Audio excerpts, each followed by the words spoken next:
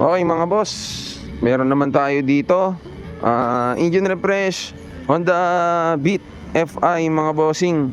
Galing pa ata ng Rizal to, sa Antipolo or Taytay, yon hindi ko na matandaan eh. So yan bossing, update lang kita. Ito, gusto mo rin ipa-vlog. So ito, inumpisahan na namin checkin yung makina, engine refresh. Tapos ito na agad, nabali na yung sa sobrang tigas, nabali na yung isang tornilyo ng tambucho mo. Yung isa natanggal namin, kung mapapansin mo, binuhusan na namin ng WD-40. Pero matigas talaga boss. So yun, update lang kita. Try namin kung mabubunot pa to. Buti na lang mayroon pang isa.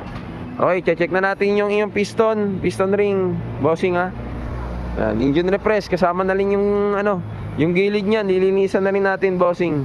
Tapos yung throttle body, linis na rin yan boss. Okay. So yun, doon natin makikita kung ano yung mga dapat palitan bossing.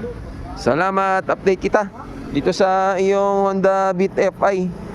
Galing pa ng Taytay Earl Touring Garage mga papa. Salamat bossing, update tayo dito sa iyong Honda Beat FI engine refresh. Ito boss, medyo pakat na yung ating piston ring, kaya pinalitan ko na ng piston ring bossing dala ng kalumaan.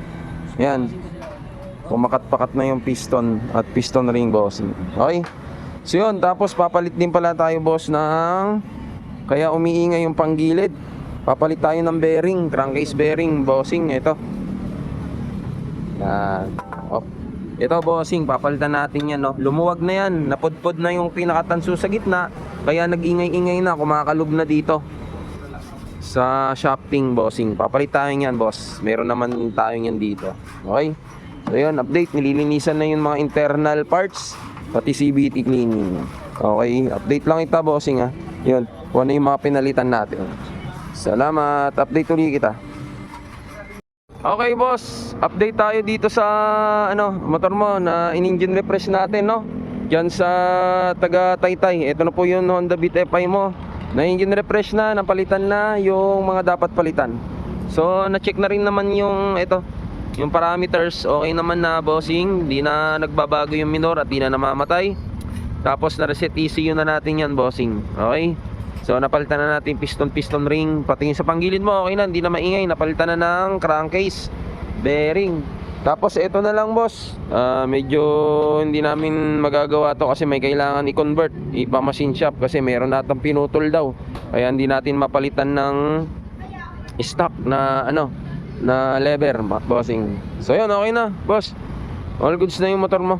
Okay na rin mga parameters, reset ECU. Salamat, engine refresh Honda Beat FI. Alright. Okay bossing, ito na yung lalamove. Sinampa na namin yung Honda Beat FI na in-engine refresh. Okay, yan na. Okay bossing, salamat. Diyan sa Taytay, galing pa ng Taytay yan, pinalalamove na lang papunta sa Taytay pero gawa na yung motor. Salamat mga boss. Ayan, may ginagawa pa tayo.